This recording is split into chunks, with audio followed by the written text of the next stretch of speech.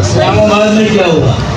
इस्लामाबाद के लिए अलग मयार है और कराची और हैदराबाद के लिए अलग मयार।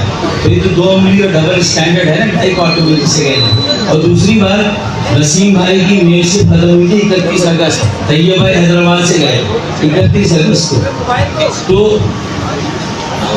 31 अगस्त 2020।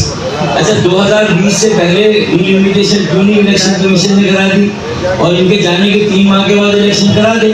तो इलेक्शन कमीशन अपनी फॉल्ट्स, अपनी गलतियों, अपनी खामियों को भी देखे। दिसंबर में इलेक्शन हो जाना चाहिए था, नहीं 2020 में। और डिलिमिटेशन कब शुरू हुई? 2021 नवंबर में। तो 1.25 साल का डिले तो इलेक्शन कमीशन ने किया। अब इलेक्शन कमीशन को क्या जल्दी पड़ी जब सूबाई हुकूमत मांग रही? ये भी तो देखें।